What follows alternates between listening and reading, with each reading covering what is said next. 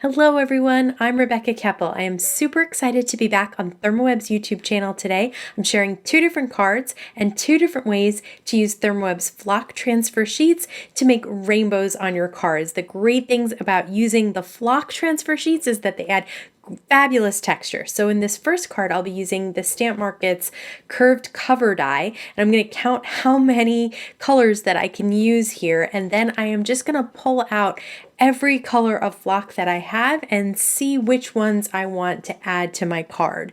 So I have a ton of different colors. There are an entire rainbow of colors. There are also neon colors. There's white and black as well, and we'll use some white later in the video.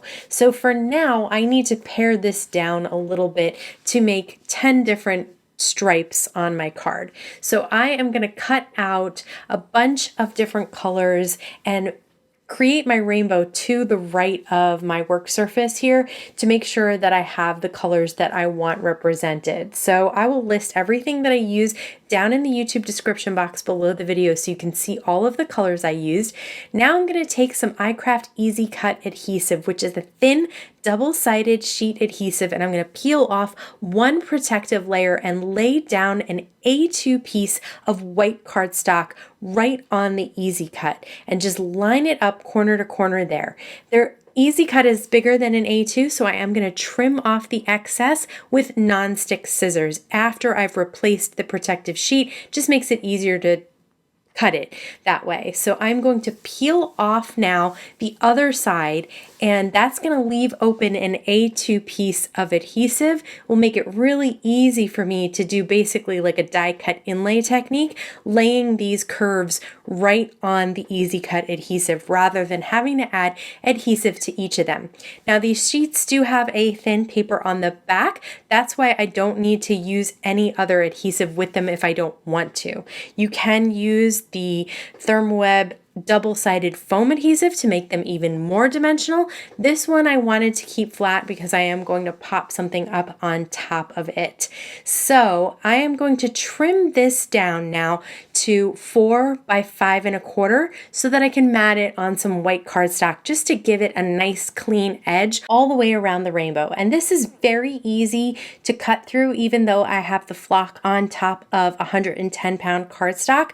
No problems getting my trimmer to cut right through it and make that nice clean even edge because I had not really put the curves all 100% straight. I'm going to use some ThermOWeb's Memory Runner XL. It's my favorite tape runner behind that cardstock there so that I can mat it on top of the A2 white cardstock. And I just like that finished look sometimes.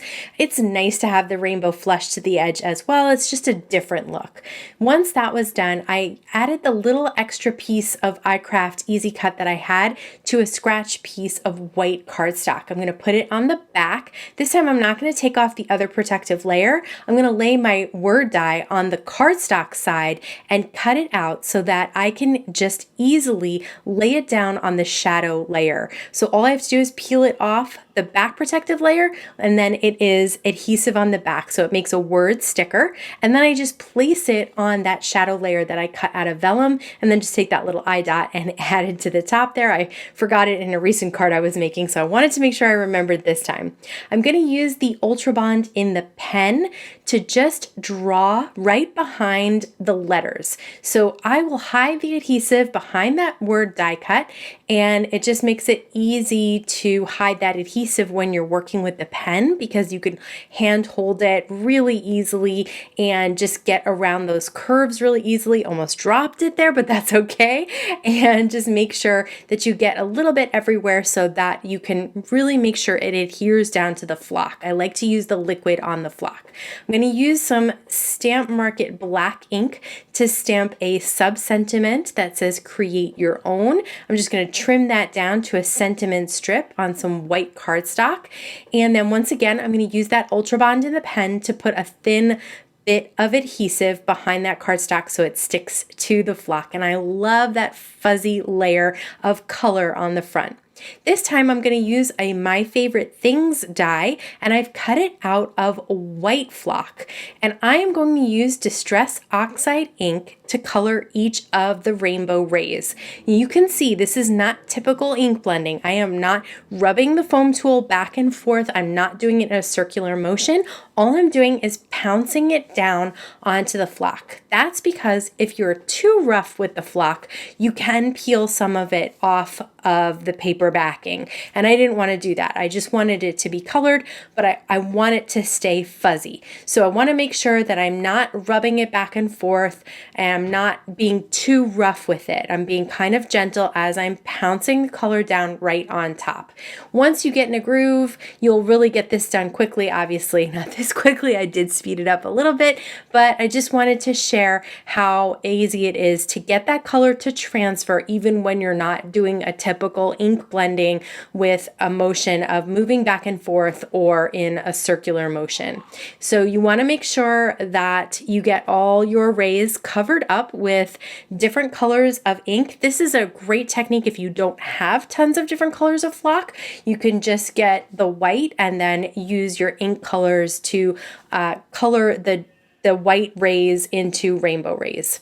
So I'm going to use, again, tape runner. I'm going to use the Memory Runner XL to adhere these down to an A2 piece of white cardstock. And I started with the center rays in the hope that I would get this straight. Of course, I got a little bit off to the left here, but again, I am going to trim it down so that I can mat it this time on some black cardstock. So it's not that big of a deal. You can always fix these things by trimming things down or, just removing and then moving them around. So I am going to trim this down. You can see how it's a little off center towards the left, so I take more off on the right hand side.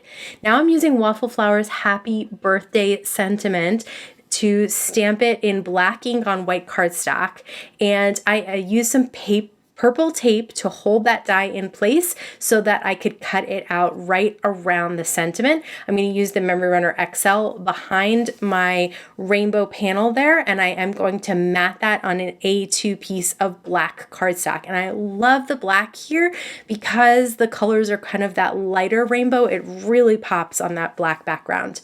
I did use some of the new ThermOWeb foam squares in white to pop up that sentiment, and I'm just going to place it right over the rainbow to complete this card. This was a really easy one to do, but just another fun way to use the flock sheets to make a rainbow. So I hope you are inspired to pull out your flock, get some texture and color on your cards, and try one of these techniques. If you're interested in any of the supplies that I used today, they will all be linked down below.